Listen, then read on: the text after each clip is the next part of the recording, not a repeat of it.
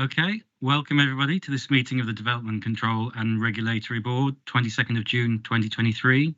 Just to remind you all, this meeting is being broadcast to the public via YouTube, so please turn your microphones on when speaking and turn them off when you've finished so everybody at home can hear and see you.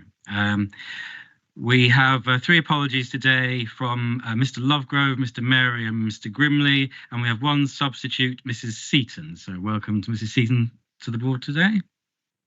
I'll move on with the agenda item. The first item is appointment of chairman, and Mr. Les Phillimore was nominated as chairman-elect at the council meeting on the 17th of May. Could I have a proposer and seconder that Mr. Phillimore be appointed as chair? Thank you. I have Mr. Smith and Mr. Bannister. Thank you. And everybody happy with that proposal? Thank you very much. So, Mr. Phillimore, I will now hand over to you for the rest of the meeting and indeed the rest of the year. Thank you, Ewan, and good afternoon to everybody present, members of the public, officers, and members of the public and officers online. First and foremost, I think it's appropriate to just acknowledge the service of my predecessor, Mr. Coxon, who served this council for this committee for many years. So moving on swiftly through the agenda, our agenda item 2 is the election of a deputy chairman. In his absence, I will be proposing Mr. Brian Lovegrove. Do I have a seconder? Thank you, Mr. Harrison. All those in favour? Thank you. Agenda item 3 is minutes of the meeting held on the 11th of May 2023. I propose that the minutes of the meeting held on the 11th of May 2023 are taken as read, confirmed and signed. Is everybody in agreement? Thanking you. Question time is agenda item number 4. I have not received any questions from the public. Agenda item 5 is questions asked by members under Standing Order 73.3 and 7.3 and 7.5. I have not received any questions from members. Agenda item 6 is to advise of any other items which the chairman has decided to take as urgent elsewhere on the agenda. There are no other urgent items to be taken. Agenda item 7 is declarations of interest in respect of items on the agenda. It is noted that all members who are also members of a parish, town or district council or liaison committee will have personal interests in those applications which relate to areas covered by those authorities. Are there any other interests to declare? None. Thank you, members. Agenda item 8, presentation of petitions under Standing Order 35. I have not received any petitions. We move on to the substantive items. So agenda item 9 is a application 2022/2260/02. Sub 2022/VOCM/0161/LCC, variation of planning conditions number 8 and number 10 of Planning Permission reference 2001/2001/2 to increase imports of gypsum and the associated numbers of HGV movements and a reduction in the permitted hours of importation with the Barrow Works, Pordy Lane, Seagraves, pages 5 to 40 in your agenda pack. We have written representations from Mrs. Fryer, which you should have all received. We have also received representations from Karen Dizell Payne, who was hoping to speak at the meeting today, but is now unable to attend. Her written representation has been allowed to be submitted, which have been circulated to the board. Can I just confirm all members have seen and read those? Thank you. There we go. We have some public speaking. We have 2 objectors, one being in Elaine Goodwin, one being in Elizabeth Hollingshead. Mr. Shepherd will be speaking as the divisional councillor, and the applicant, Jennifer Saunders, will be speaking on behalf of the applicant. So, to start the ball rolling, Amelia Mystery is going to present this report. So if I can hand over to you, Amelia. Thank you, Chair. So as the Chair has outlined, this is a planning application for the variation of planning conditions numbers 8 and number 10 of Planning Permission reference 2001/2001/2 to increase imports of gypsum and the associated numbers of HGV movements and a reduction in the permitted hours of importation. The applicant is British Gypsum and the site location is Barrow Works, Pordy Lane, Seagrave.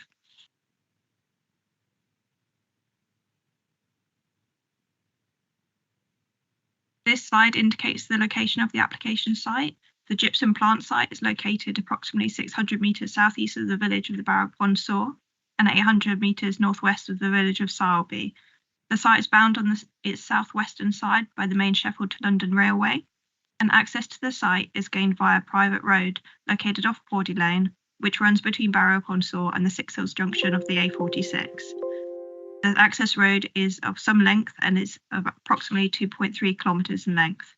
There are 2 public rights of way, as illustrated on the map, which cross the site's access road. This is Bridleway I4 and footpath I23.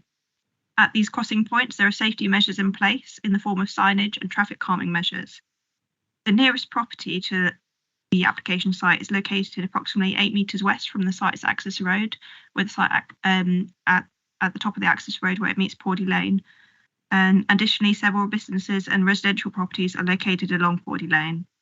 To the west, the nearest properties in Barrow Pond Saw are approximately 600 metres away, and to the southeast, the nearest in Sileby are approximately 850 metres away.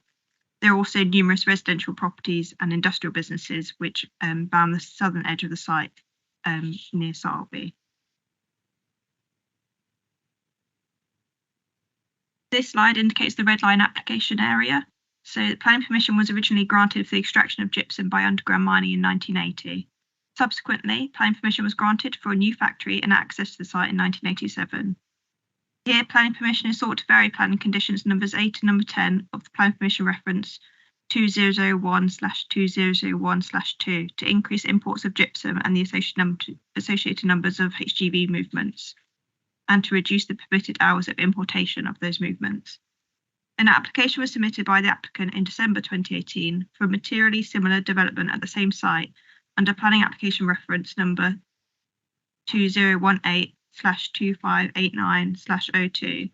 At the same time, the applicant submitted a planning application to vary product delivery times under planning application reference 2018/2588/02. At a committee meeting on the 11th of June 2020, the council resolved to refuse both planning applications. Following the committee decision, the applicant has submitted this application as a standalone planning application. The condition 8 states, the number of lorry movements associated with the importation of gypsum to the Barrow Works shall not exceed 24 for any working day. Records of lorry movements shall be maintained on a monthly basis and shall be made available to the Director of Planning and Transportation, which is now a Mineral Planning Authority, at any time upon request. All records should be kept for at least 12 months. The condition essentially allows or limits the site to import up to approximately 90,000 tonnes of high-grade gypsum per year through the restriction of HGV movements. It is proposed here to increase the number of high-grade import vehicle movements to a maximum of 50 HGV movements, which is effectively 25 deliveries in and out between Monday to Friday, and a maximum of 26 HGV movements, so i.e. 13 deliveries on Saturdays. This would allow approximately 180,000 tonnes of high-grade gypsum to be imported per year. Condition 10 states that no lorries carrying gypsum shall enter the site except between the hours of 6 AM and 10 PM on weekdays, that's Mondays to Fridays, and 6 AM to 2 PM on Saturdays. No lorries carrying gypsum shall operate on any Sunday or any public or bank holiday. Here it is proposed to reduce the permitted hours when high-grade gypsum can be imported by giving up the following hours: 6 AM Monday to Friday, 7 PM to 10 PM Monday to Friday, and 6 AM to 8 AM on Saturday, and 1 PM to 2 PM on Saturday. It is not proposed to allow imports on Sundays or bank holidays. These tables are presented on pages 11 and 12 respectively of the report and illustrate the existing and proposed vehicle movement restrictions for gypsum importations. The green boxes represent the permitted hours and the red boxes illustrate the curfew hours of such movements.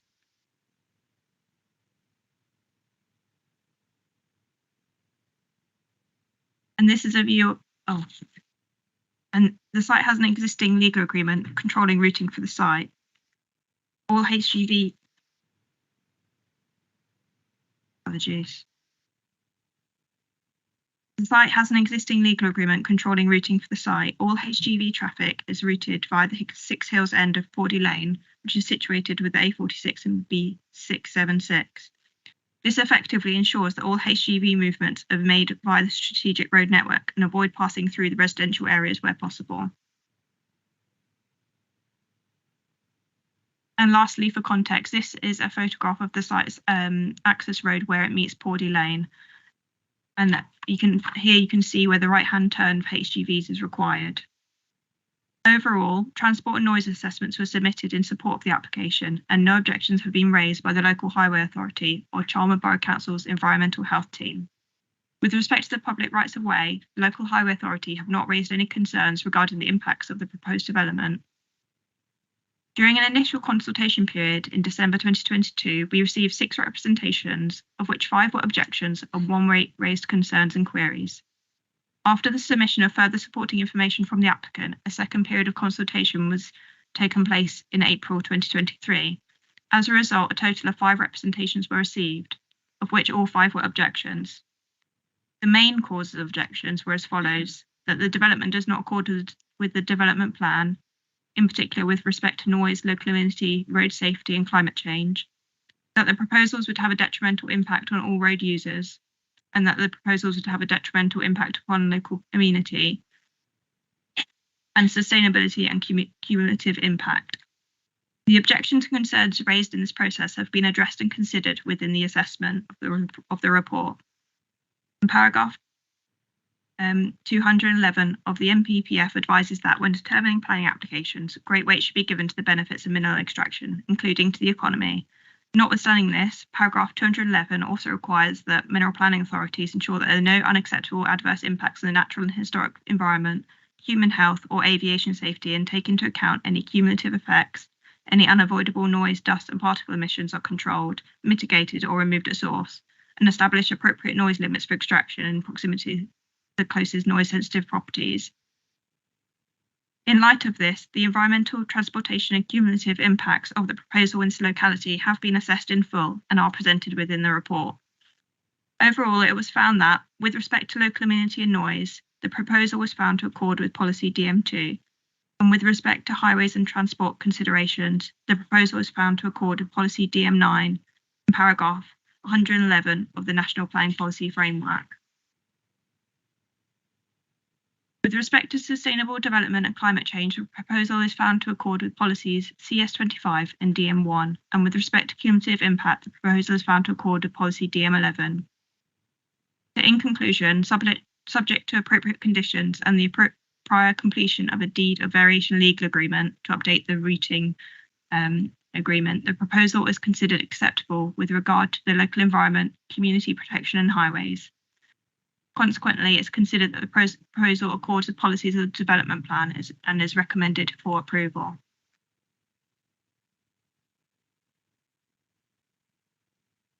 Thank you, Chair. Thank you, Amelia. We now will move to the public speaking and agent representation. So could I invite Elaine Goodwin?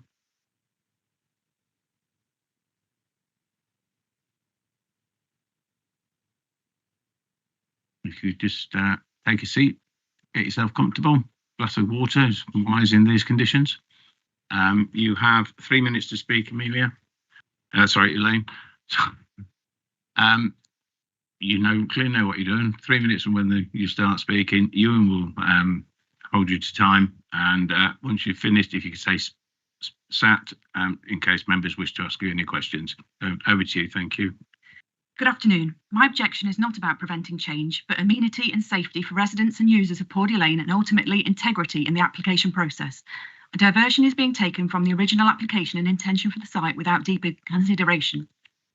It was a mine with a plaster plant, not a production plant, importing gypsum by road and potentially from overseas. No one is arguing over its importance nor the employment opportunities it creates, but the manner in which it is done to the detriment of residents, users and wildlife of Pawdy Lane, failing to accord with policy DM11.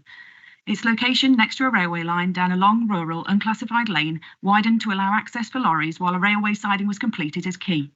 Road was not the intended long-term transport method, avoiding crucial rail investment while eroding residents' amenity when lorries are operating. Why is there no condition proposed to permit import from Banticock Mine only, or that it is temporary to allow further review if the situation changes? Rail viability and carbon calculations would be significantly different if the import location changed. Fundamental inaccuracies are dismissed. Noise surveys don't factor empty bulk HGVs sounding like rolling thunder as they travel at speed, just standard HGVs, nor that the survey was done on a tarred and chip road. Results will be skewed and impossible to adjust. Traffic speed data for the whole of Pawley Lane is assumed from a slower point between Pawley Crossroads and the mine entrance. Despite this, speed is an issue.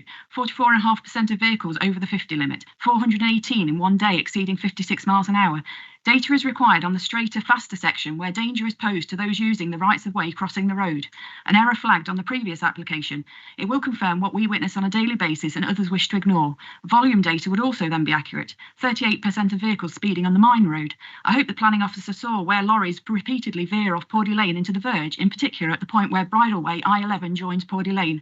A clear danger to other vulnerable users increased with the proposals.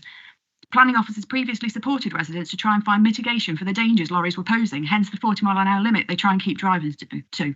Cumulative impact on residents by lorries is already significant. I spend many Sundays litter picking on Pawley Lane, as others do, some of which is indescribable. I'm not suggesting all litter comes from lorries, but no sustainability information has been provided on the site welfare provision for all drivers' breaks, toilets and cab waste disposal. The report seeks to remove a speed camera mitigation condition. Unacceptable. As the only legal route, it certainly is within the sphere of the application. Residents should not be relied on to report speeding to the applicant. Apparently confidential, yet resident complaints were included in the refused application. I recently followed a gypsum branded lorry and XBO trailer. I was travelling within the speed limit and didn't even get closer to the lorry to see its reg, let alone report it, so don't. It doesn't work. The solution is straightforward. Should the applicant care about safety, local environment and community and be a good neighbour, funding an average speed camera to slow traffic would benefit all users of Pawley Lane, including their drivers and employees, and be the socially responsible thing to do. Allow the correct authorities to monitor the legally enforceable speed limit safely. The proposed application in its current form will only exacerbate these unresolved issues, and I respectfully request you object to the motion. Thank you for your time. Thank you, Elaine. If I can just open up to members, are there any questions from members? Thank you for your presentation, Elaine. If you'd like to return to the public gallery. Thank you. And could I now invite Elizabeth Hollingshead to take this seat, please?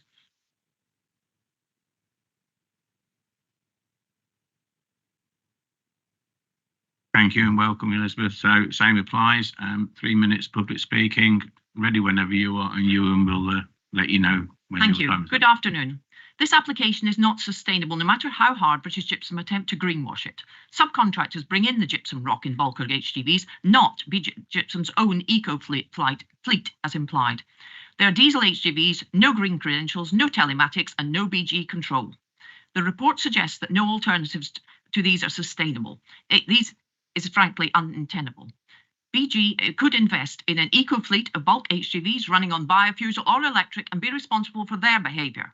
The plans approved in 1992, when rail sidings were granted, could be revisited. If it was possible then, it's possible now. And any importation of gypsum from sources other than Banticock Quarry should be banned from Barrow grounds on sustainable grounds.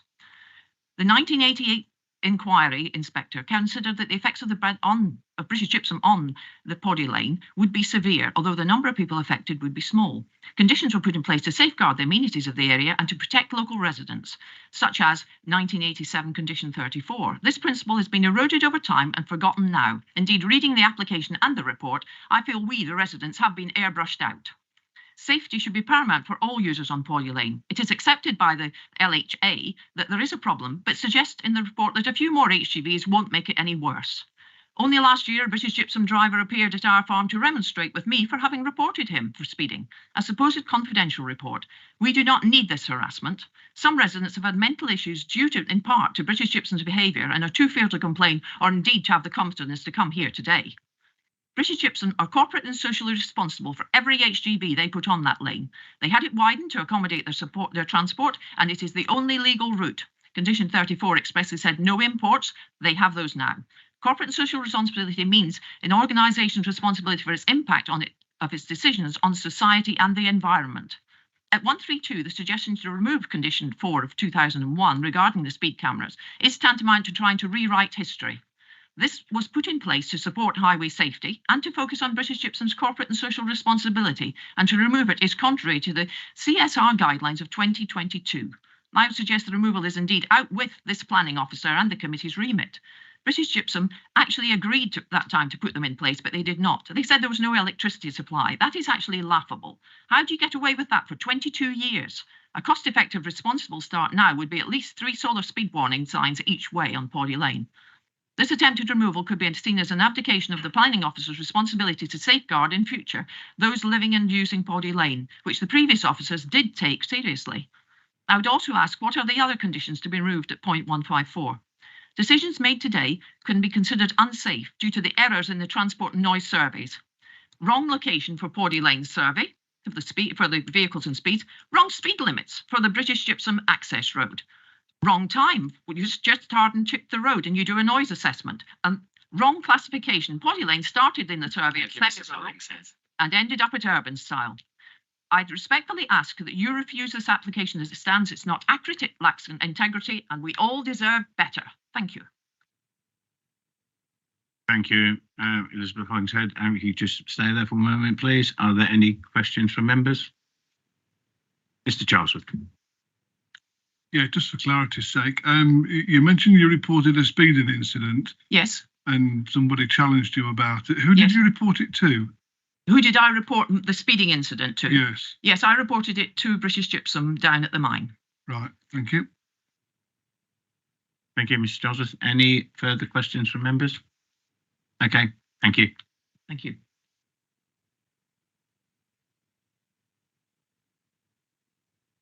Mr. King, he's just not.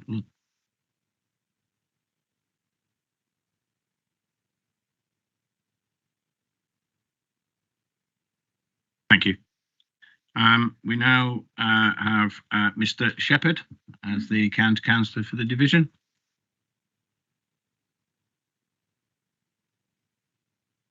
You probably know the procedure, Mr. Shepherd, but you do have 5 minutes. So over to you. Thank you.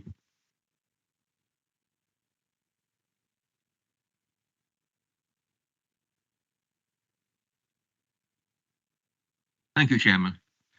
I support the views of the two public speakers, and I also point out that there were 2 members who had a local issues alert. I would like to point out that the road affected, residents concerned, are within my division. Essentially, the applicant is asking again what was refused in June 2020. The report before you makes that clear. Paragraph 17. An application was submitted in December 2018 for a materially, that's an important planning word, a materially similar development. Paragraph 12. A resubmission of the application with minor differences. Paragraph 28. Reasons for refusal of the materially similar application 2018 for which this application is a resubmission. The board stood firm in 2020 and refused the applications then. I ask you to do the same this afternoon. You'll see the planning history set out on pages 8 and 9 of your papers. And that's been referred to by public speakers. It could be referred to as incremental planning creep from the very beginning to where we are now. And as one gets to comments in the written submission you have, it appears to be a kind of working around of the original condition. Now, the board called a halt to that planning creep, that planning history 3 years ago. You have before you essentially the same request. I ask you, please, to refuse it as was done 3 years ago. As for vehicle movements, the pages 11 and 12 have tables which starkly represent what that means in practice. A more than doubling of the vehicle movements in the times concerned. Consider the effect of that on residents' quality of life, residential amenity, as indeed have speakers already told you.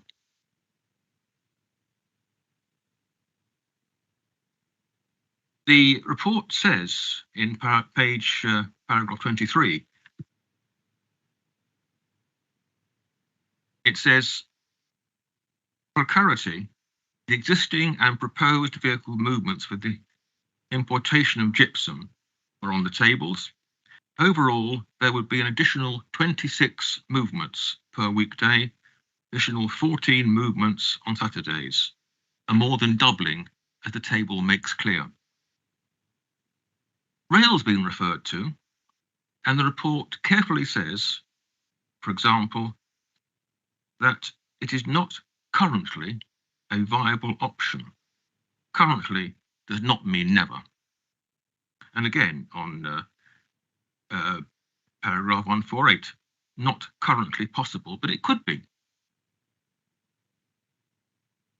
As for speed cameras, well, I think the planning history, doesn't it, show what happened to them? They were a condition, number 4, in 2001. Then that gave residents, I suppose, some comfort, some reassurance. They were found to be unviable, and now it's proposed to withdraw altogether any requirement for monitoring or cameras. I appreciate the NPPF says that. It's another example of the increasing, I would say, de-mitigation which applications have successively offered. In conclusion, Chairman and colleagues, I ask you please to refuse the application, as was done something very similar 3 years ago. Thank you, Chairman. Thank you, Mr. Shepherd. And can I open it up to members for any questions for Mr. Shepherd? No, thank you, Mr. Shepherd. Thank you.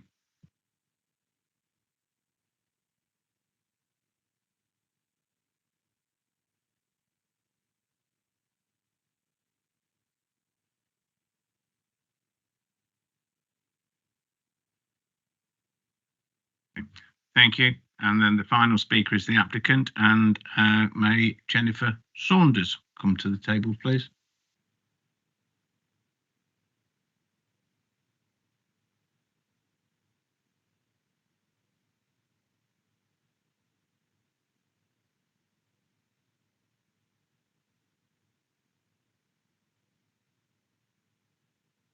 Okay, so whenever you're ready, you have 5 minutes to speak, and Ewan will let you know as you're coming to the end of that. So over to you. In 2020, 2 separate planning applications were refused by this committee in relation to nighttime HGV movements and high-grade gypsum imports. This application relates only to the latter, which has addressed the concerns raised at the previous committee and from further public consultations that we carried out. Listening to the concerns of residents, the more contentious nighttime application has not been resubmitted. This application has been resubmitted as it is essential to extending the life of the mine and ensures that the site continues to be an important employer in the local community. The factory and mine employs over 140 staff and 100 contractors. Barrow Factory and Mine are of national significance, being the main supplier of bag plaster to the UK construction industry. The mine has been in production for 30 years. The only way of protecting the long-term future mine life is by increasing the amount of higher grade gypsum. Without this, the mine life is only around 10 years. The additional 90,000 tonnes of high-grade gypsum imports will extend the life by a further 10 years to 2042 by releasing around 12.5 million tonnes of lower-grade gypsum at Barrow that would otherwise be unworkable. To ensure the most environmentally acceptable proposal for local residents, we are proposing to give up permitted HGV movement times for imports during the early morning and evening on both weekdays and Saturdays. We have also offered to provide double glazing window upgrades at the closest residential properties, install an acoustic fence, carry out signage improvements to the Pordy Lane crossroads, install solar-powered speed signs, and provide biodiversity enhancements. It has been suggested there is a problem of speeding vehicles along Pordy Lane and that our drivers cannot be controlled. We do not agree with this claim. All drivers, including contractors, receive training on a regular basis, which includes risk awareness around vulnerable road users and using designated lorry routes. We have received positive comments about their courteous nature. To demonstrate compliance, a random week was selected in January and our telematics system was used to extract speed data of all our vehicles travelling along Pordy Lane. This showed a 93% compliance with our 40-mile-an-hour voluntary speed limit and a 100% compliance with the national speed limit along Pordy Lane of 50 miles an hour. In line with our policy on vehicle speeds, any driver working for British Gypsum found to exceed 40 miles an hour would be given further training. Those found to exceed 44 miles an hour would be issued with a yellow warning card and a red card issued above 50 miles an hour. If drivers are found to be exceeding the voluntary speed limit twice in a 6-month period, a red card is issued and the driver is banned from the site. A requirement to install speed cameras on Pordy Lane first arose approximately 20 years ago. The reasons why these were not implemented were discussed and agreed with the Planning and Highways Authority at the time. Whilst we remain supportive of speed cameras, due to the volume of our lorries along Pordy Lane as a percentage of the total number of vehicles, it is not considered justified for us to install a speed camera at the price previously quoted to us by Leicestershire Highways. However, we appreciate this remains a concern for local residents and have offered to pay for the installation of solar-powered radar speed signs, which are now commonplace on roads. The location of these would be agreed with residents and highways. The use of rail as an alternative to roads has been raised. Rail sidings are not a short to medium-term solution due to the complexity of such a project. As such, road is currently considered the only practicable short to medium-term option for high-grade gypsum imports. The Council's climate emergency has required a carbon footprint assessment to be carried out. This demonstrates that road transport is a more environmentally sustainable short to medium term option due to the extremely low CO2 emissions associated with the extraction of Barrow Mine rock, which will be maximised as part of the proposed development. The updated noise and transport studies submitted with the application have been carried out by qualified professionals. The contents of these have been scrutinised by the Council's EHO and Transport Planner. Both consultees are satisfied with the accuracy of the data and raise no objection to the development on noise and highway safety grounds. The ability to import more high-grade gypsum is essential to extending the life of Barrow Mine and Factory to ensure that 12.5 million tonnes of lower-grade gypsum can be used and not sterilised. The proposal only relates to an additional 2 movements an hour along Pordy Lane and a 0.6 increase in all traffic movements. It is hoped that members can see the significant benefits that the proposal would bring in terms of continued supply of locally mined gypsum to the UK construction industry without there being any significant impacts on either residents or the environment. Jennifer. So if I can open it up to the floor, are there any questions from members? Mr. Bannister. Thank you, Jennifer. Just seeking clarification on your comment about controlling the HGV movements to 2 movements an hour. That means 2 HGVs coming in and going out. So in effect, is that 4, or are you indicating it is 1 coming in, 1 going out, which is 2? Yes, so it'd be 1 vehicle or 2 movements, so 1 coming in, 1 coming out. Each hour? Yes. Thank you. Mr. Harrison. Thank you, Mr. Chairman. That's opened up another thought process listening to that response, actually, because with 50 vehicles, so that'll be 50 hours in, then 50 hours, 50 in and 50 out. Is that what we're saying? No, so it'd be 25 vehicles, 50 movements in, 50 movements out. Right, okay, right. So we've established that then. Now, sitting here, you put a good pitch together, but I'm concerned the cost of sort of average speed cameras, that shouldn't even be a consideration for this project. The amount of money, I support a lot of it, but I feel uneasy that safety is being put in jeopardy. And for even just 1 person, and one lady said she was accosted by somebody, so obviously your standards of confidentiality and how things are done needs to be looked at seriously. But for 1 member of the public, particularly a woman, perhaps standing on her own, to be accosted by a driver, it concerns me.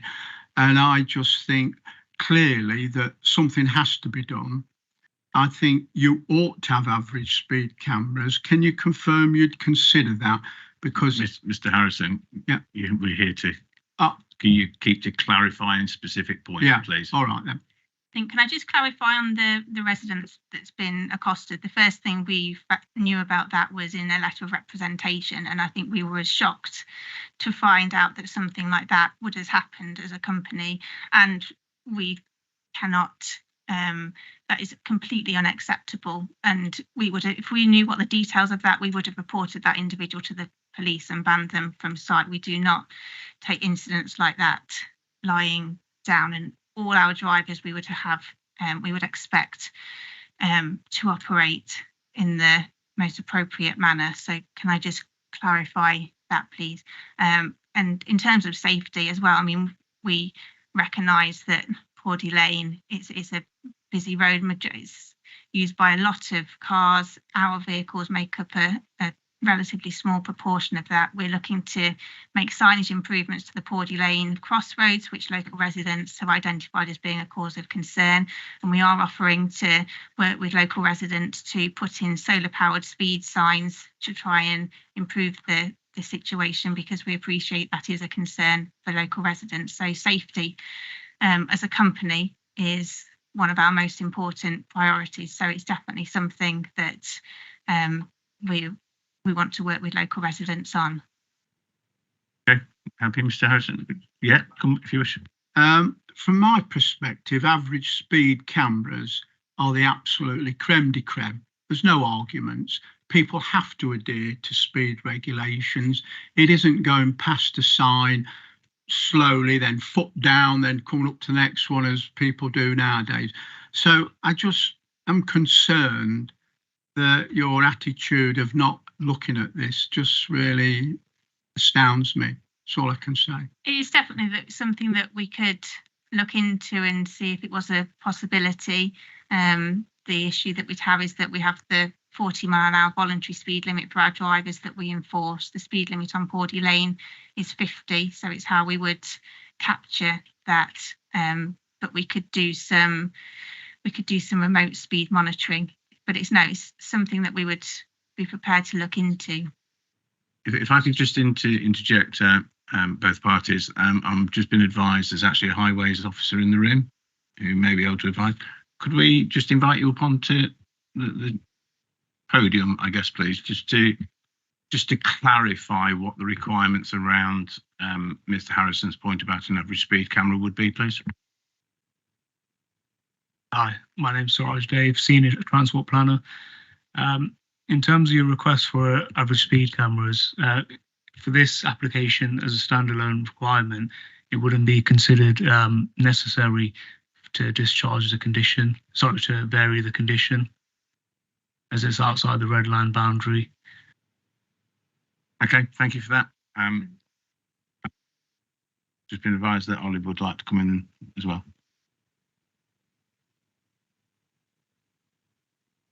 Thank you very much, Chairman. I think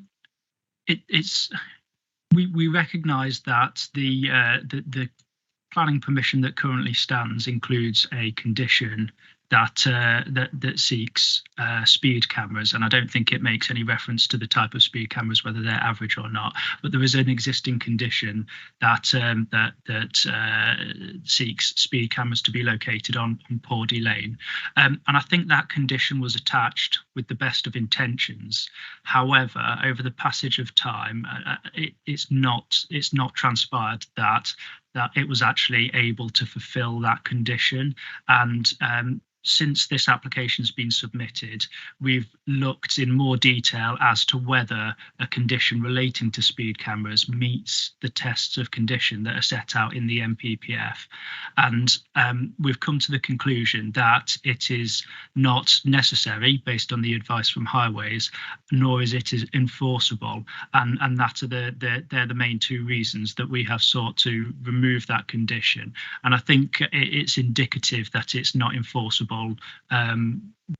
by the fact that that condition was placed, but no speed camera has actually been implemented on Pawdy Lane, despite that planning permission being granted in in 2001, so over 20 years, and the speed camera hasn't been put in place, and we've not been able to ensure that it has because it's not an enforceable condition. Okay, thank you, Oliver. And I think unless the highways officer's got anything else to add, no. Thank you. So I think we perhaps need to move on from speed cameras. Mr. Charlesworth, you had your hand up. Talk about speed cameras. No, I'll be briefly and with clarity. You mentioned the radar. Is that the one that just picks your speed up and tells you how fast you're going? It would be, yes. Yeah, you see them in villages as Is it registering any details or? It would pick up what the speed is of the vehicle. But that's it. Yeah. But yeah, I mean, it would be agreed with local residents, parish councils to see what sort of speed that they would, what sort of camera they would like to see, Okay. and how many and what locations they would like. We've just heard from 2 officers about the requirement or the condition of speed cameras, and both have said it's not warranted. Yet your reason for not having them originally was cost. Yes, that when we first started looking at it, yes, we were quoted around £1 million for the installation of speed cameras when I spoke to Leicestershire Highways. That was the cost that we got. Whether that's still the case now. I'm astonished. was I am quoted. genuinely astonished. Yeah, And no we wonder were, you balked at that we were price. surprised as well. Yeah. Something's seriously wrong there, Chair. I'm not happy with that. And just final point, that you mentioned, or has been mentioned, the case of the lady being abused or accosted. Be it historical or whatever, I think you should still proceed with an investigation into Yeah. that. No, if we can find the details of that driver, then yes. So we will speak to the resident. And Okay, could I just encourage members to stick to the application and not the circumstantial stuff around it? Mr. King. Thanks, Chairman. I do my best. So I just want to go back to something, Jennifer, that you just said in response to Mr. Harrison about the number of vehicle movements an hour. So you actually said there'd be 2 vehicle movements an hour, I heard you say. That was 1 in and 1 out. But in the pack, in the report, it says that you're proposing to increase the maximum a day to 50. And by my reckoning, adding that up, the maximum you could do, just a quick calculation with the green slots on the chart on page 12 of the report, is 24 a day. So I'm now struggling to understand how on earth you're going to increase from 90,000 tonnes of movement to 180,000 tonnes of movement, if in fact you're only going to have still 24 vehicle movements a day. It's because that's what you just said in response to Mr. Harrison, unless I've misunderstood what you said. So I'd just be grateful if you could just clarify that point first, and then I have a couple of other points, Chair, which I'd like to explore with you when you've done that. Thank you. yeah, so at the moment, existing 24 vehicle movements per Yeah. day, which is 12 vehicles. So that would be a movement each way. 12 vehicles, 1 in, 1 out. The maximum per day proposed is 50 movements, which would be 25 vehicles.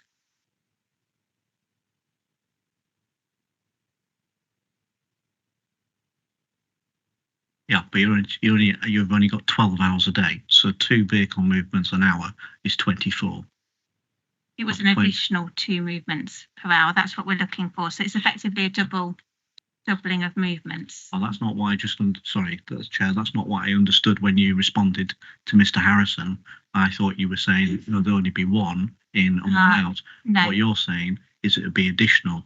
So could you just confirm what the total number in and out under the proposal is per hour of the green slots on the chart, please? so I think at the moment it averages out at 2 movements per hour. So it would be a doubling of that. So it would be 4 movements per hour, 2 vehicles. Right. Okay. So that's slightly different to what you just said. Thank you. All right. So thanks for that.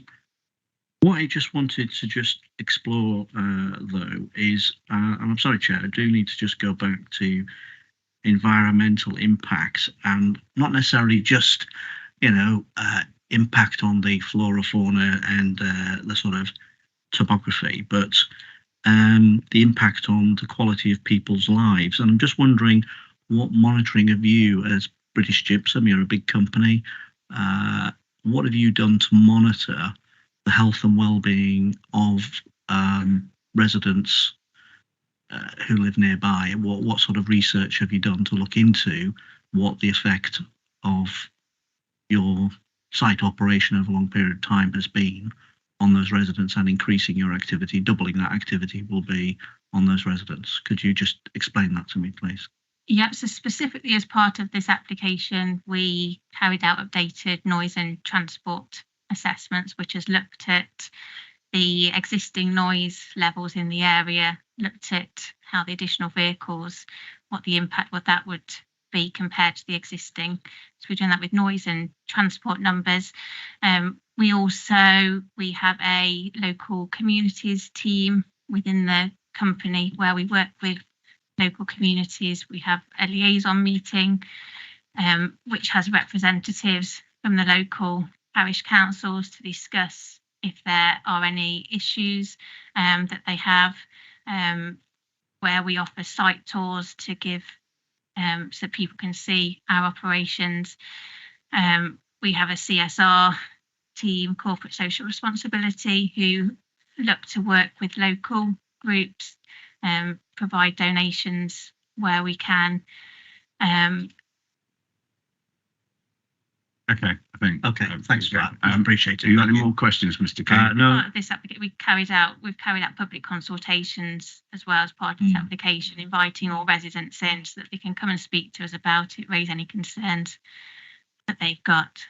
No, I don't think I've got anything else for the moment. Okay, Thank you. sorry. I know I've got members waiting, but we actually have the Environmental Health Officer from the Borough Council on stream, and I'm just going to invite Beverly Green if she's around, available. Beverly, are you there? Yes, I am, yeah. Is there anything that you would like to comment on about the environmental health side of this application? No, I had no objections because of the, from my point of view, the reduction of vehicles at night. Obviously, there's going to be less of an impact on sleep, which was what the original concerns were for residents living nearby. I appreciate there's going to be increased movements, but in the day that wasn't thought to be a significant impact. And some of the mitigation works, particularly the acoustic fence, would help with daytime as well as nighttime noise reduction. Okay, thank you, Beverly. Okay. I'm just going to double check that members don't want to ask you anything. I'm hoping not. No. Okay, thank you, Beverly, for that. Okay. I think it was Mr. Allen who is next. Thank you very much indeed, Chair. Sorry, just coming back to, well, not cameras, but signs, actually. So you mentioned potentially looking at one of the radar activated signs, VASs. Some of those actually have the capability of recording traffic data.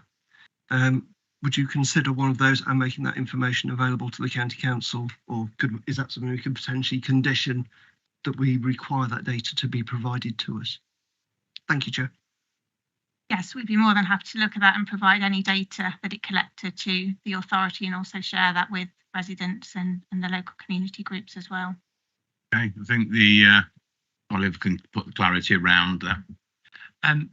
From a purely planning point of view, we don't feel that would meet the tests of condition. So it's not something that we would recommend to be secured as part of the planning permission.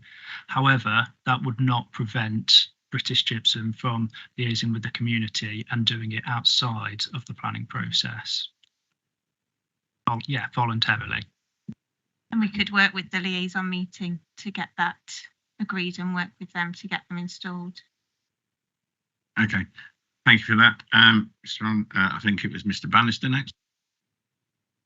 Yes, thank you. I just wanted to come back on my original question about the vehicle movements per hour, because we seem to have had a little miscommunication about that. And I'm very grateful to Mr. King for clarifying that, because after your answer, I was busy doing my own mathematics, which Mr. King was obviously doing as well, because I couldn't work out how you were going to fit in 50 movements based on one vehicle coming in an hour over a 12-hour period.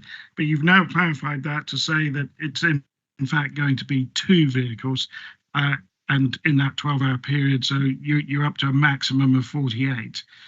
Have I understood that correctly? Yes, that would be correct. But there may be 1 extra vehicle in that 12-hour period to get you up to 50 maximum that you would like for each day. Is that correct? Yeah, it's a majority, an average, would be. Yeah, and that leads on to my final question, which is how many vehicles on an average day would you actually expect to receive if this application were to be approved? At the moment, we're maxed out at the current permitted level. So at the moment, we have the 12 vehicles coming in per day. We'd have to look at how much more we brought in initially. It'd probably be an incremental increase, so it wouldn't just be going straight to the maximum number. We'd have to look at what the grade of the gypsum in the mine was, and how much extra high grade material that would need, and that would depend on how many more vehicles we would need in. So it's going to be a gradual increase in the volume of the HGVs coming into the site. Because at the moment we're still in the higher grade areas of the mine, and it's more as we move towards the east where the grade gets less, that's when we would be more reliant on more gypsum imports. That's very helpful. Thank you very much. Thank you, Chairman. Any further questions from members? I do have one, and it kind of sits very much with the members' preference towards a speed sign that would record number plates. You mentioned earlier part of your management discipline for HGV drivers is to issue yellow cards and red cards and ban them after 6 years. So my question would be, in the last year, how many yellow cards have been issued? How many red cards have been issued? And how many drivers have been banned? So I can tell you. So this is from the start of 22. So we've issued 6 yellow cards and 1 red card to our drivers. So drivers are well aware. They also receive annual inductions. All drivers, whether they're one employed by British Gypsum or a contractor, so all the speed restrictions, vehicle routes, they are really reminded of what the speed restrictions are to ensure that they keep within the speed limits. Okay, thank you, Jennifer. And if there are absolutely no further questions from members, thank you. You turn the mic off and return to the public gallery. Thank you. Members, dare I say we open up to debate with the officer. Mr. Charlesworth. I suppose the question that just followed that last statement was, how do they know they were speeding? You have a little black box in your cab that records the speed. Couldn't think of the word there. Any questions for the officer? Mr. Harrison. Obviously, at close proximity, I could hear, well, what on earth would we do with the figures? And is there not a parish council or somebody who could be designated, another voluntary body, because lots of parish councils do speed watch and that sort of thing? It just seems so sad that I feel there is a necessity for something to happen there before something bad does. But we seem to be tied up with red tape and it's not in our responsibility and everybody pushes it away. Okay, if I may, Mr. Harrison, can we please stick to the technical detail of the application? The officer's recommendation is to approve, subject to conditions. You are able to request additional conditions should you so wish. If you do not wish to follow the officer's recommendation, you will need to explain the planning grounds that you are putting an alternative recommendation forward. So you have the officer's recommendation to approve. Members? Mr. Charlesworth. Before I approve, I am pretty sure I was here on June the 11th, 2020, when we took the decision who refused both the nighttime and the actual movements. But I can't recall why we refused the movements. And was it a very similar request to the one they're putting in now? Mr. Charlesworth, it was indeed you and I. So I remember it well. If you look at page 13, I think you'll find the answer.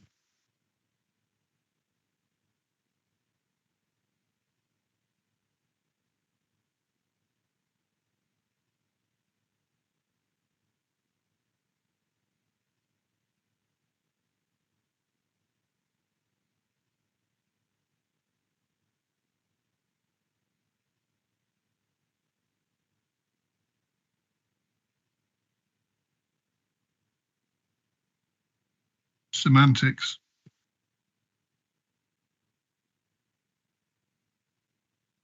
Okay, Mr. King. Yeah, thanks, Chairman. Just want to ask the officer. So I've read NPPF a few times, and what I just want to understand is when you consider any planning application, one of the themes, one of the things I understood from NPPF and from planning policy is that whatever you do in planning terms shouldn't make the situation for other people, neighbouring people or neighbouring environments worse than the situation that it is already in layman's speak. I'm just wondering if you just clarify that for me and just confirm what you're, because in the report it does say it's not going to be detrimental and all this sort of stuff, but is it going to be any worse than the current situation? What have we done to understand what the current impact is, rather than just accepting what the applicant tells us at the current? So I'm just, you just clarify that for me. Okay, thank you, Mr. King. We had completed the debate. I will, however, allow that bit to be discussed and commented on, but we really need to move to the vote on this, please.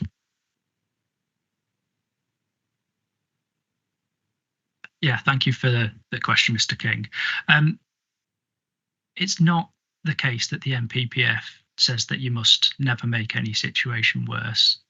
I think it's fair that planning is a balancing act, and there are many different factors that need to be balanced. In this case, we have fairly significant in-principle policy support for this type of development that will allow the further extraction of mineral from this site, which may otherwise be sterilised or not be used to its best effect by importing and blending with minerals from other sites. So there is a policy support from our Minerals and Waste Local plan. Against that, we have to balance impacts and we have to have an understanding as to the level of those impacts. In this case, we've had assessments from the applicant relating to both HGV impact on the local road network and on the impact of noise on the local residents, and those assessments have been reviewed by the technical experts, and we've had colleagues in Highways and Beverly Green, the environmental health officer, who have been able to review those assessments and independently confirm that the level of impacts is not significant and is within acceptable levels. So we have policy support and we have the knowledge that the impacts are within the levels of acceptability, and that has enabled us to come to the conclusion that in this case we think that recommending planning permission is the appropriate course. Thank you, Oliver. Thank you, Mr. King. Right. So, can we please now move? I would never ever wish to stifle debate on planning, but we do need to move to the vote. You have the officer's recommendation. So we have a proposer, or Mr. Bannister. Thank you, Chairman. I've listened carefully to the debate and the comments of both the members and of the public speakers. Read the report, noted in particular the paragraph in the report that reflects paragraph 211 of the National Planning Policy Framework, that great weight is to be given to the benefits of mineral extraction, including to the economy. I note the caveats to that particular paragraph as well. I note that the air quality impact is in accordance with policy DM2. Local amenity impact is in accordance with policy DM2. I've also noted that a significant difference between this application and the prior application appears to be there are no night movements of HGV vehicles. And in fact, the hours of HGV movements are going to be truncated. The provisions for acoustic fencing and the gradual incremental movements of vehicles along the lane are also noted. So having regard to all of those matters, Chairman, I would wish to propose that we accept the officer's recommendation to approve this application. Thank you, Mr. Bannister. Mr. Harrison. Thank you, Mr. Chairman. I reluctantly am drawn to seconding this because I've listened to the officers and I've listened to my colleagues' explanation as well as the proposer, and it does carry significant weight. Emotionally, I'm the other side, but practically and in the correct manner, because that's how we have to behave, I will support this and second. Thank you. Thank you, Mr. Harrison. Mr. Allen. Thank you very much, Chair. Can I just ask of officers, could we include a condition to require the company to provide a sign that would record data and provide that to us? Yeah, sorry, that would have to be a separate proposal with an amendment. Yeah, so do you wish to table that amendment, Mr. Allen, or not? Yeah, I'll table that amendment, Chair, 'cause, from Okay. experience, companies usually need to be compelled to do something. Right, so you're proposing that the officers recommend.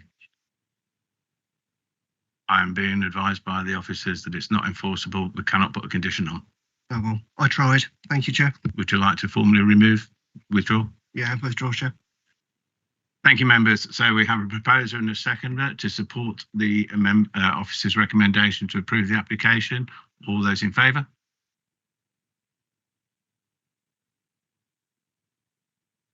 That's unanimous. Thank you, members. Thank you, members.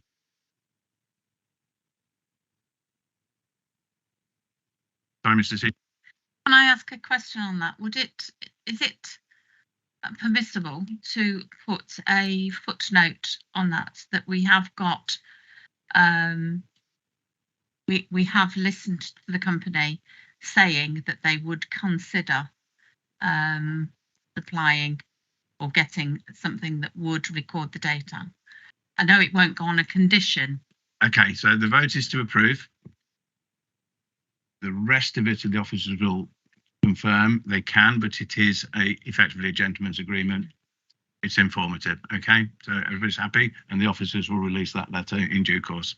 Okay, thank you, members. Thank you, members of the public, agents and applicants for that, and members of the public online. Right, we move to agenda item number 10, which is planning application 2023-10047 of Leet 04, retention of existing hard standing, including existing and proposed landscaping, Bosworth Marina, Carlton Road, Market, Bosworth. It's in your agenda packet, pages 41 to 50. You have received comments from the local member, Bertie Harrison Rushton, and you have had two observations from the local parish councils. Nick Bowden is going to present this report. Nick.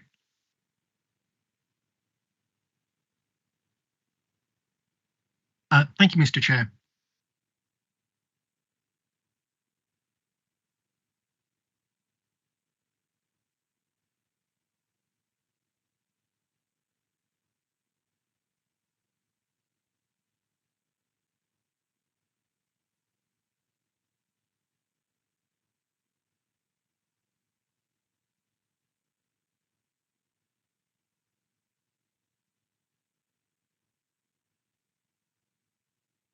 Apologies for the delay, Mr. Chair. Right, this application is for the retention of existing hard standing, including existing and proposed landscaping at Bosworth Marina in Market, Bosworth.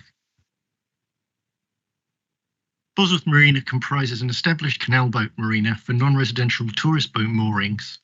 The overall site comprises an approximately 7.5 hectare facility with mooring access taken from the Ashby de la Zouch Canal.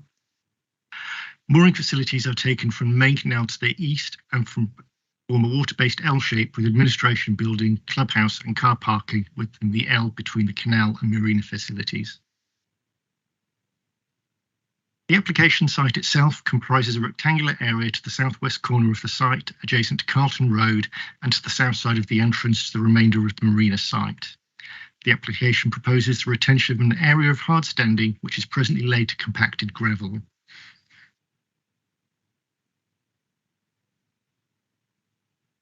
The area of hard standing is to be used as boat storage for canal boats prior to them being lowered into water in the marina. This is estimated to occur a total of 1 to 5 times in any calendar year. The process involves an HGV entering the marina site, performing a turn within the site before unloading onto the hard stand area, pending subsequent lowering into the marina. Individual boats will be stored in this area for a maximum of 14 days before. The area of the hard standing is approximately 596 square metres. The extent of hard standing is more particularly highlighted here for clarification. The marina site has a long history, originally dealt with as an application by the Borough Council in 2002. Ongoing revisions during this time between the Borough Council and the applicant eventually resulted in the application being dealt with by the County Council due to the requirement for the importation of 35,000 cubic metres of inert waste material. The application was granted permission subject to numerous conditions, which included Condition 5, requiring the submission of a landscaping scheme. This was agreed in May 2013. Condition 6 required the implementation of the landscaping scheme in the first available planting season following the completion of the clubhouse building. The landscaping was implemented in stages following the completion of the building and has continued in a fairly piecemeal fashion over the intervening 8 to 9 years. Although parts were complete, substantial gaps existed, predominantly around the northern part of the site adjacent to the canal, Carlton Road, and along the northern field boundary. The Council served a breach of condition notice, which was served in May 2022, which required the complete implementation of the landscaping scheme.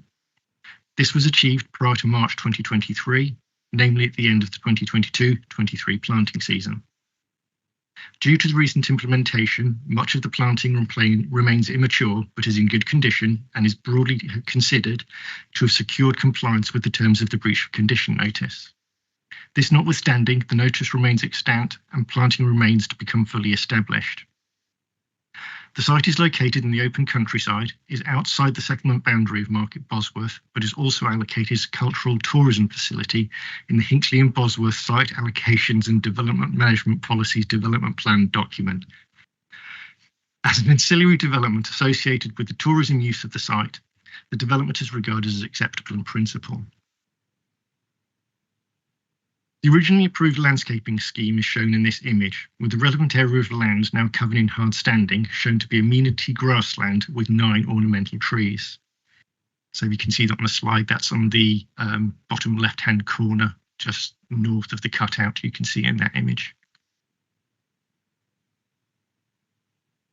The approved landscaping was revised as shown here in December 2022, with the amenity grassland removed in favour of the hard standing.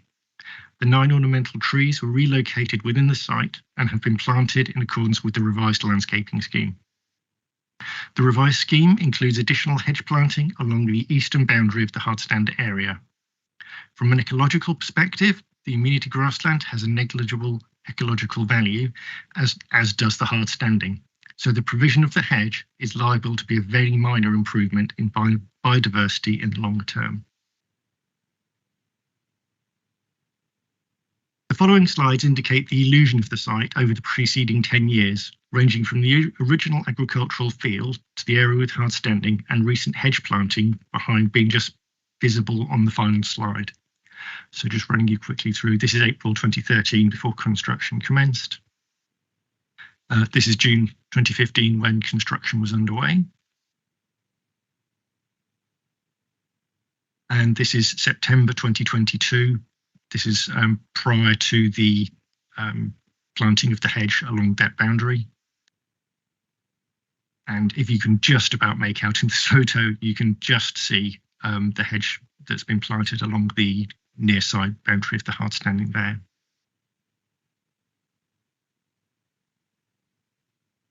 This slide shows the site from Carlton Road, with the hard standing being located behind the hedge, which I referenced on the previous photo. So as you can see, that's fairly mature at the moment, but should grow up to be a fairly mature hedge in the fullness of time. This slide shows the site close up from within the site, again with the new hedge planting visible and slightly earlier planting visible adjacent to the road and in the site entrance. Concerns on this application have been raised by Market Bosworth and Carlton parishes, in addition to the Borough Council. These concerns mainly hinge upon the visual impact of the development and ecological impacts. The visual impact of the hard standing is considered to be negligible, particularly in the fullness of time when landscaping has become established. The ecological impact, as has been noted, is likely to be a very minor improvement overall when compared to the originally authorised landscaping scheme. Both the Council's Landscape Advisor and Ecology Advisor confirmed there are no objections to the scheme in its current format. No third-party comments were received in relation to the application. The delays in implementation of the landscaping scheme are no doubt a cause for frustration for the local parishes. However, with the exception of this element of hard standing, officers are satisfied that it has now been implemented and will deliver the intended outcomes once matured. The application is recommended for approval, subject to conditions relating to the use of the site for boat storage only, restriction of mobile lighting, and the number of vehicle movements to further control impacts from the scheme. Thank you, Mr. Chair. Thank you, Nick. There is one public speaker, is the applicant, David Harris Watkins. You would like to take a seat, and when you're ready, you have 5 minutes, and press the red button to go.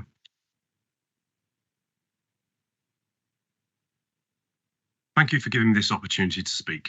I urge the members to follow the officer's recommendation and approve the application before you.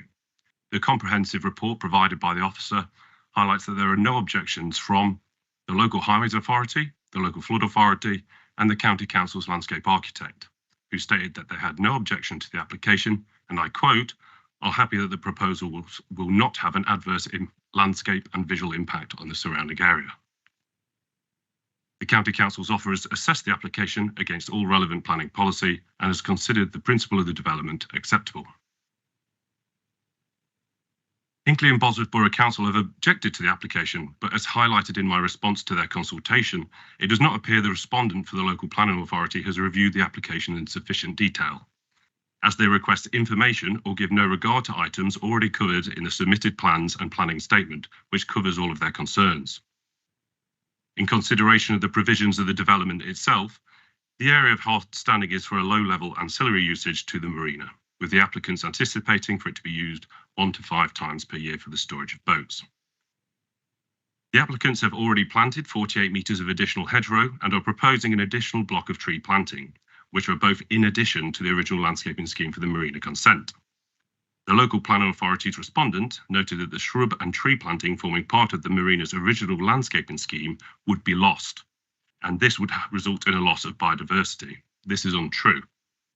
The original shrub and tree planting has merely been relocated around the hard standing, and this is clearly indicated on the submitted plans as indicative of the inaccurate assessment by the LPA. To be clear, the current application in terms of the landscaping and biodiversity proposes to relocate the shrub and tree planting forming part of the original consent, and then as part of the application before you, the additional 48 metres of hedgerow and the additional block of tree planting. The County Council's Principal Planning Officer has assessed the application in detail and has considered the principle of development acceptable, and in consideration of the planning balance has recommended it to you for approval. I therefore urge you to follow the officer's recommendation and approve the application before you today. Thank you for listening. Thank you. That was short and sweet. Members, any questions? Mr. Bannister. Yes, just to clarify the comment you made about more trees are being planned to be planted. Have you got a timescale for when that could occur, presuming this application is going to be approved? If it's approved, it'll be the next planting season. So autumn to winter, not next year. Well, this year, essentially. Thank you very much. Any other members? Okay, if I may then, I do have sort of probe a little bit. So the conditions are quite clear and quite specific. Dry storage for 14 days maximum, and and if I understand this correctly, this is temporary storage while canal boats are delivered and floated and defloated and moved away. So there will be no physical works on those canal boats whilst they're out the water. Yes, that's correct. The original approved scheme includes a workshop that's not been implemented yet, which is nearer the existing building. Okay, thank you. Okay, thank you very much.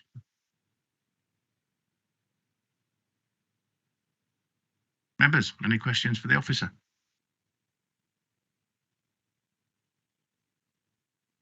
Oh, this is going to be a nice, easy one. The officer's recommendation is to approve the application. Is there a proposer?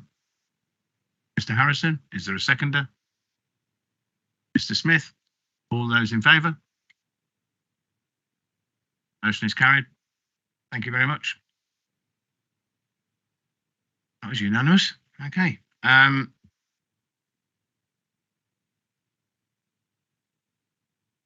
Okay, agenda item 11 then is Leicestershire County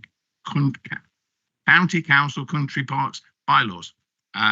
We have Richard Hunt in the room. Oh, you're there. Hello, Richard. Good afternoon and welcome. Over to you. Good afternoon, and apologies for a rather dull item, but it's the Country Parks bylaws second appearance at DCRB. This last came before the board in October 2022, when the members of this board reviewed the proposed bylaws for Leicestershire's country parks as then proposed.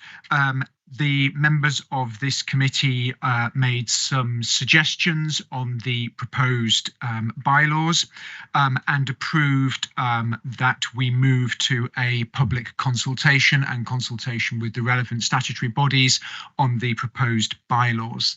So the paper in front of the board sets out the results of this public consultation, and we also presented the bylaws at the Environment and Climate Change Scrutiny Committee as well.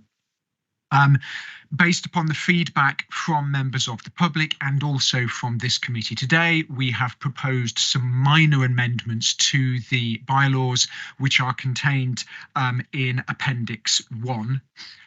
Today, we are seeking approval from this board to bring the bylaws before full council and authorise the Director of Law and Governance to make, so that full council can authorise the Director of Law and Governance to make and seal the bylaws and advertise them as per the recommendation in the paper and as per the process that is prescribed by DEFRA.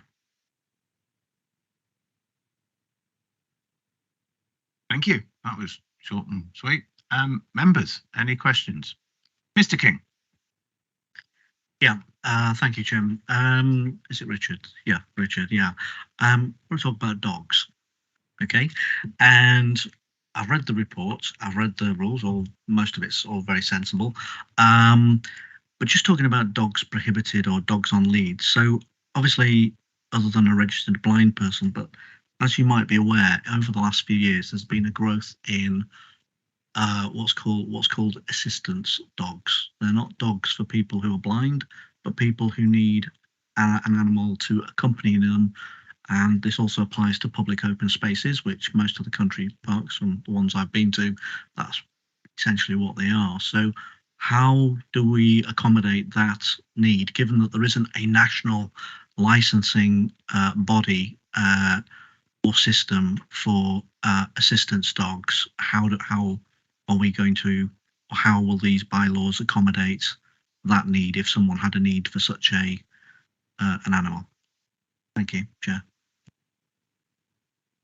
I think the point under the dogs element and the powers that this gives to the rangers that look after our country parks is the ability where a dog is not under control in an area where we request dogs to be under control, that we can bring that under control. So an assistance dog by its very nature is very much under control in those areas.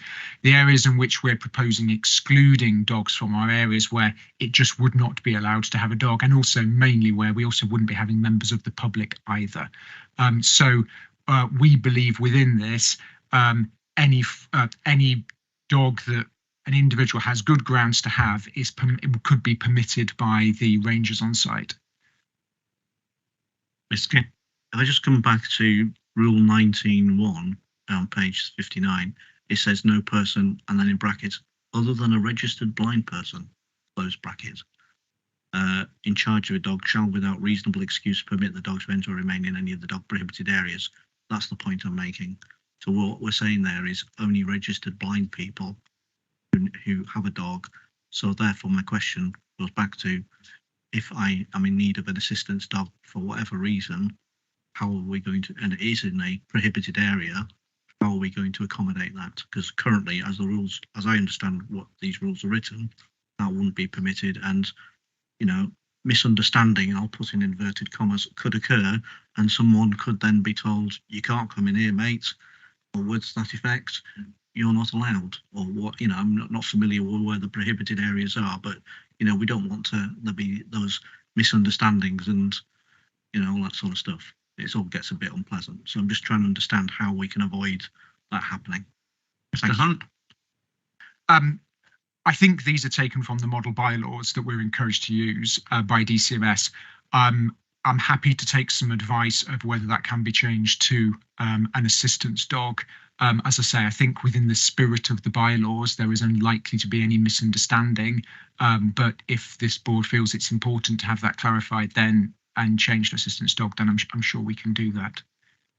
Okay, so I would make one observation, and I'm by no means a technical expert, but 19.1, it does include the clause without reasonable excuse.